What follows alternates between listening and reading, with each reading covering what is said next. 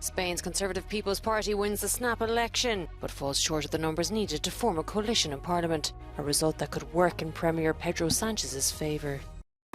At a migration conference in Rome, Italian Premier Giorgia Meloni calls for a more equal relationship between European and developing countries.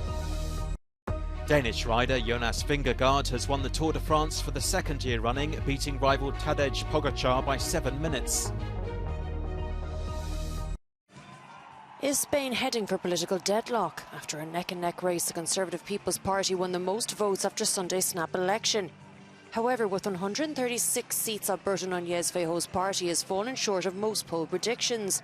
PP was expected to form a coalition with the far-right Vox party, which secured 33 seats, just 7 short of the 176 needed to form a majority in Parliament. If Prime Minister Pedro Sanchez combines forces with the left bloc, he could secure a total of 172 seats, and Alliance Feijóo warns could produce weeks of political jockeying. Le pido al Partido Socialista expresamente y al resto de las fuerzas políticas que no bloqueen el gobierno de España una vez más. No hay ningún presidente del gobierno de España que haya gobernado después de perder las elecciones. The People's Party garnered support in the regional and local elections on the 28th of May, prompting Sanchez to call the snap election. The 51-year-old had hoped that the prospect of a right-wing government would help mobilise left-wing voters, a gamble that may have worked in his favour. Gracias a toda España, porque hemos demostrado al mundo que somos una democracia fuerte, una democracia limpia, una gran democracia. Aquellos que planteaban el machismo, el retroceso en derechos y en libertades han fracasado en el día de hoy y el bloque involucionista del Partido Popular con Vox han salido derrotados. A PP-Vox government would have resulted in another EU member state swinging to the right, a trend recently seen in Sweden, Finland and Italy. However, the leftist Sumar alliance secured 31 seats, making this less likely. Despite soaring temperatures, voter turnout was 70%. A record 2.5 million voters also cast their ballots by post. Se prometía una noche tenebrosa aquí en la sede del Partido Socialista, pero ha acabado convirtiéndose en una auténtica fiesta. En contra de todos los pronósticos, Pedro Sánchez ha logrado resistir el embate de la derecha del Partido Popular, que pese a ganar en escaños no logra formar un gobierno, una mayoría con la ultraderecha de Vox. Pedro Sánchez tiró otra vez de ese manual de resistencia y lo jugó todo a una carta, el adelanto electoral. Parece que los españoles han devuelto su confianza a Pedro Sánchez, que avivó el temor a un gobierno con la ultraderecha de Vox que podría introducir recortes sociales o recortes en derechos sociales y en otros derechos, como por ejemplo los LGTBI. Pedro Sánchez podría formar un gobierno junto a sus socios de Sumar, pero necesitará a los partidos regionalistas y especialmente a los independentistas catalanes en el Congreso, que ya han avisado que venderán muy caro su apoyo al gobierno de Pedro Sánchez. En caso contrario, volveríamos a un nuevo bloqueo y quizá de nuevo a unas elecciones el próximo mes de diciembre. En Madrid, Jaime Velázquez, Euronews. Italian Premier Giorgia Meloni has called for a new and more equal relationship between Europe and developing countries that produce migrants. The plea came at a summit she convened in Rome involving 20 nations as well as key EU officials and international organisations. She also blamed the people traffickers more than the poverty and conflicts that drives migration from developing countries. European Commission President Ursula von der Leyen, meanwhile, spoke of opening up legal avenues to migration. Che al centro dei flussi migratori ci sono soprattutto loro, le persone, vite, speranze, paure, sofferenze, usati, sfruttati da organizzazioni criminali che seguono solamente la logica del profitto. È nostro dovere occuparci ovviamente dei nostri stati, ma è nostro dovere anche occuparci del destino di queste persone. The flow of migrants, many of them refugees, has risen by 50,000 this year in Italy, and it's not yet August. But many developing countries disagree with Meloni on the causes. Tunisian President Kais Saied blamed the increased migration on European colonisation.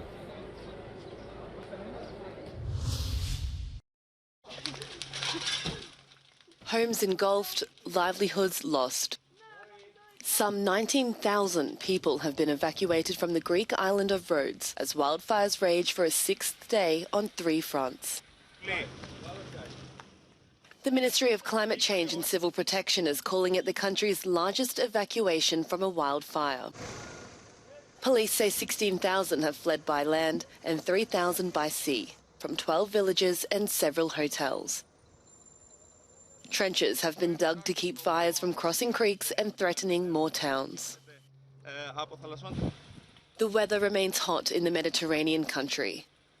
In the mountainous parts of Rhodes, hundreds of firefighters, backed by air-water bombers and reinforcements from several countries, are battling a monster blaze. They're trying to keep it from reaching a nearby dense forest.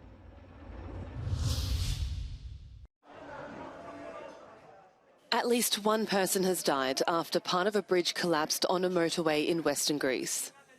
Footage shared on social media shows rescuers pulling out those trapped at the scene in the city of Patras. Local media says a group of Roma was under the bridge at the time, seeking shelter from the heat. The fire brigade says 8 people are injured, but that number is expected to rise. There are fears more people are trapped under the large slabs of concrete. Firefighters at Odessa Cathedral, an historical landmark in the Ukrainian port city. The Orthodox Church was badly damaged in an overnight Russian missile strike, which left at least 1 person dead and over 20 others wounded, including 4 children. President Volodymyr Zelensky has expressed his outrage in a tweet, swearing harsh retaliation against what he described as Russian terrorists. Разрушение колоссальное. Половина собора осталась без крыши. Порушены центральные сваи, фундамент. Floors covered in rubble in the cathedral in the historic centre of Odessa, a UNESCO World Heritage Site. Russia denies it struck the building. Я ничего не понимаю, темнота полнейшая, на меня падают кирпичи, стекла, вообще ничего не вижу, взяла телефон, с телефоном ничего не видно, потому что пыль. Потом еще раз и еще раз. Moscow has launched daily strikes on Odessa since it cancelled a UN-brokered grain export deal on Monday. The attacks have damaged both homes and critical infrastructure in the port. Vladimir Putin has met with Belarusian President Alexander Lukashenko in St. Petersburg, where they held talks for the first time since Lukashenko helped broker a deal to end a mutiny by Wagner fighters. Now many of them are stationed in Belarus near the border with Poland, and Lukashenko implausibly stated that they now want to invade. Нас начали напрягать вагнеровцы. Просятся на Запад, разрешите нам. Я говорю, вам зачем на Запад туда? Ну, и втихую мы же контролируем, что происходит. Ну, сходим на экскурсию в Варшаву и Жешув. Putin and Lukashenko then visited an Orthodox church. The Belarusian army is now training with Wagner fighters, and this has led Poland to move its tanks and troops up to the border with Belarus. Putin has also stationed some Russian nuclear weapons there and said that any attack on the former Soviet Republic would be regarded as an attack on Russia. Fewer trucks and more trains. An appealing idea, and yet, since its announcement about 30 years ago, the high-speed Lyon-Turin rail link involving the excavation of what will be the world's longest rail tunnel at over 57 kilometres has been a subject of division. L'urgence climatique, c'est qu'il y a 3 millions de poids lourds qui passent chaque année sur la route entre la France et l'Italie. Si vous ne faites pas de tunnel, vous gardez les camions sur les routes. However, for the project's detractors, the environmental damage far outweighs the benefits. Sede di valutazione è stato anche calcolato per costruire tutta la terminale di Lione c'è un contributo netto di anidride carbonica in atmosfera di 10 milioni di tonnellate. Le stime che ci sono nel progetto parlano di quantità di acqua dell'ordine di 600.000 litri al secondo che potrebbero uscire dalla galleria a causa della realizzazione di questi lavori. È un po' come se circa una bella fetta di Torino oppure un bel pezzo di Lione rischiassero di far venir meno il loro fabbisogno idrico. Aujourd'hui, ce drainage il représente 1% du débit de la rivière Larc. par rapport à tous les bienfaits écologiques que je viens d'évoquer, c'est-à-dire le report modal des camions sur les routes, moins d'accidents routiers, moins d'usure des infrastructures, la fiabilité des échanges, le rapprochement des peuples et des territoires, on peut considérer que c'est un investissement qu'on peut faire. There is already a railway line connecting Lyon to Turin. Perched in the mountains, it allows around 50 trains to pass through the Fréjus tunnel each day, but that's many fewer than what the project foresees for the new tunnel. However, opponents claim that the existing link is underused. Ce qui est certain, c'est que oui, aujourd'hui, par la ligne déjà actuellement en place, sans besoin de crever le tunnel, on pourrait passer ce dont on a besoin. In both Italy and France, issues related to the massive construction project fuel opposition. La vie quotidienne en fait des petits villages qui sont traversés par les camions de transport de déchets ou de marchandises sont évidemment bouleversés. Aujourd'hui, ce n'est que en fait des travaux, des déchets, et il y a véritablement un gaspillage monstrueux des paysages qui permettaient la vie. Jonas Vingegaard has won the Tour de France for the second year running. Sunday's race, which ended on the Champs-Élysées in Paris, was a formality as the Danish rider knew he had too big a lead to be beaten.